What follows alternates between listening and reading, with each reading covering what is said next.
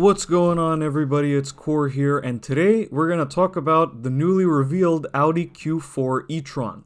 And specifically, I'm going to explain why it's already my favorite electric car of 2021. Now, this is an interesting video to me because I've never done videos where I talk about electric cars, or indeed an electric car specifically, or one that was revealed so recently. I believe I did a video like this on the Nissan Z last year. So just as it was teased, I made a video talking about my opinions, and I thought I'd make a video for the Q4 e-tron, as not only is it the first electric car that I'm going to dedicate a video to, but it's also my favorite electric car of this year. And I'll explain why in a little bit, but first I want to give you the specs. So the new Audi Q4 e-tron is based on Volkswagen's MEB electric car platform, which also underpins the Volkswagen ID3, the ID4, and the Skoda Enyaq. And like all those other cars, the base version of the Q4 e-tron is rear-wheel drive, making it the second ever Audi with rear-wheel drive, aside from the R8 rear-wheel drive, obviously. But you can get a dual-motor version with all-wheel drive, or Quattro, as Audi prefers to call it. There are two battery pack sizes, 55 kilowatt-hours, of which 52 are usable, and 82 kilowatt-hours, of which 77 are usable. And there are three power outputs. There's 170 horsepower, 204 horsepower, and 299 horsepower. And the 299 version is a dual motor with all-wheel drive. The dual motor versions can apparently accelerate to 60 miles per hour in just 6 seconds or thereabout, which is perfectly fine. It's actually about the same as the Golf GTI or the Audi S3. So it's pretty good. Now, the Q4 e-tron has a bunch of other stuff worth noting about it. First of all, it's available in the coupe-like sportback form. I don't really like coupe SUVs that much at all, but at least it's better looking than most of the other coupe SUVs like the BMW X4 and the BMW X4 and also the BMW X4. There's also a bunch of cool new tech in the Q4 e-tron, including a new augmented reality heads-up display, which looks really interesting and really cool, and the usual safety things you'd expect from a modern car. So adaptive cruise with lane keep assist, and rear cross-traffic alert, 360-degree camera, so on and so forth. You get the idea. And also has a really bizarre feature, namely that you can change the light pattern on the headlights in the infotainment system. Not sure why you would do that, but it's an interesting idea, and I think more cars should offer that. Finally, we got to talk about pricing. So the base Q4 e-tron will start at around 40,000 euros in Europe. That's not factoring in the government deductible you get for electric cars, depending on which country you live in. It's kind of designed to be a more affordable, more approachable electric Audi SUV, so it's not like the e-tron, the bigger e-tron SUV, or the e-tron GT, the four-door sedan. By the way, Audi's e-tron line naming is absolutely ridiculous and makes no sense. But anyway, finally, one more interesting thing about the Q4 e-tron is that it's a slightly longer than a normal hatchback, so it's around 20 centimeters longer than my Golf at 4.5 meters. But it has a really long wheelbase to make a better use of the space inside. And from what I've seen in the pictures, it looks like the rear seat room is pretty big. Unfortunately, you can't get the Q4 e-tron with 7 seats, which is fine. It's too small for that anyway. But you should make use of the space you have in the rear seats that you have already. It looks pretty usable, and the trunk looks pretty big as well. Now it's time for me to explain why the Q4 e-tron is my favorite electric car of the year. And for that, I need to talk about Joaquin Phoenix and Keanu Reeves. Sorry if I butchered one of their names. So, Joaquin Phoenix and Keanu Reeves are actors, and they've appeared in some huge movies over the past 20 years. But notice how both of them sometimes forget that they're famous people. That's exactly the case with the Q4 e-tron. It's an electric SUV and it's really high-tech, but it sometimes forgets that it is. And there are several examples to prove this. First of all, obviously, we gotta talk about the climate controls. So, pretty much every new car out there, and every new electric car, especially even the new Volkswagen electric cars, they all kind of integrate the climate controls into the infotainment system, which is perfect if you really want to be distracted while you're driving.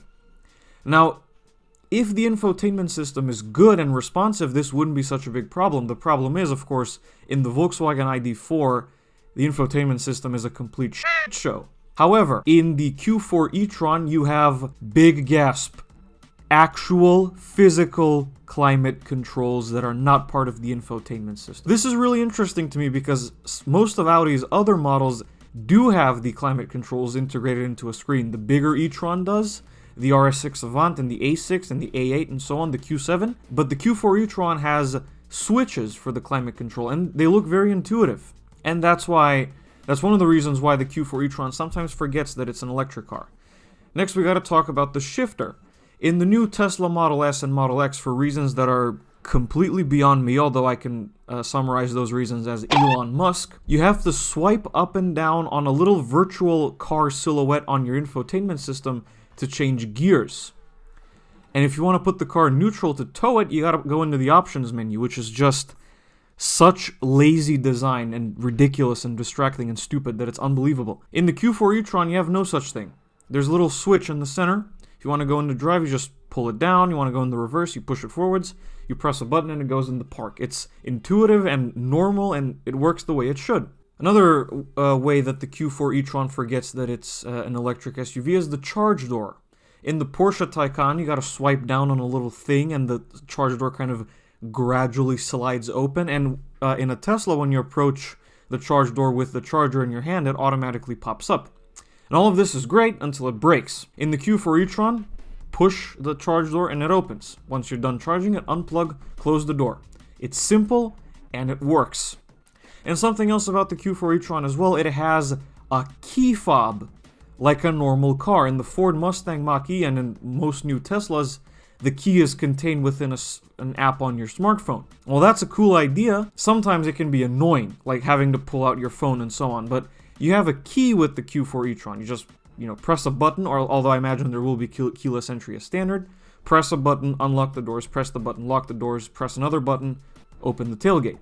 It's simple and it works. Another way that the Q4 e-tron forgets that it's an electric SUV is the styling. Most electric SUVs try to be cool and interesting and funky, like the Volkswagen ID.4, and you see, Volkswagen trying to make a family crossover seem interesting is the same as me trying to explain Judy to my college teachers. It really doesn't work all that well. I really don't want to make it seem like I'm bashing the ID.4 for the sake of bashing it. I don't think it's that bad, but I do think that Volkswagen trying to make an SUV look cool just doesn't seem right. I can expect such a thing from Citroën or Fiat or something, but not Volkswagen.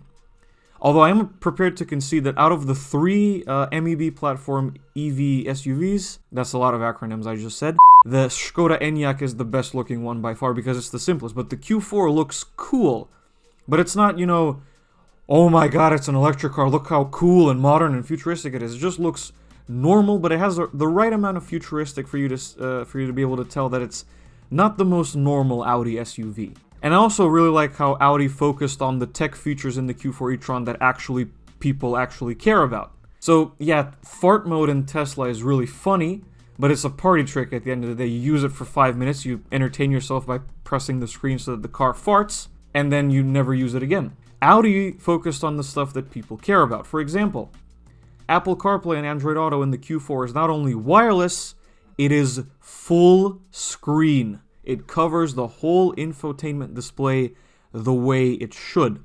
And as I mentioned already, the tech features from before, especially that augmented reality heads-up display, that looks really cool. And one other thing about the Q4 e-tron, this is the last thing I can remember at the top of my head, there's probably more. It's not trying to be the ultra-fast 0 to 60 in negative 5.3 billion seconds as Tesla does. Tesla stopped quoting horsepower numbers on their website. They just put the 0 to 60 time in there. Now they're making these ridiculous claims that the Model S can do 0 to 60 in less than 2 seconds. The Q4 e-tron is just honest. You still get the instant torque response from the electric motor, but the Q4 basically says, hey, listen, you're a normal buyer, you just need a normal acceleration time. 6 seconds is enough for most people. And indeed, 6 seconds is fast. To put that into context, my Golf does 0 to 60 in 11.9 seconds. So 6 seconds is not slow, let's be real. That is a little rundown of why the Audi Q4 e-tron is my favorite SUV of the year. Not my favorite SUV, but my favorite EV. But it also could be my favorite SUV of the year. So to summarize, TLDR, it's not trying too hard to be an electric SUV. It forgets that it's an electric SUV. It's an SUV that happens to be electric, and in my opinion, that's way better. It looks really cool. The powertrains are very honest, and they don't try to be the fastest that they can be. They're just normal for normal people. The tech features are excellent, and the price is very, very approachable. So that's about it for this video, everybody. Let me know what you think of the new Q4 e-tron in the comments below. Thank you for watching this video. If you liked it, be sure to hit like and subscribe to the channel. Also, check me out on Twitter and on Instagram. There will be links in the description, and I will see you guys in the next video. Goodbye.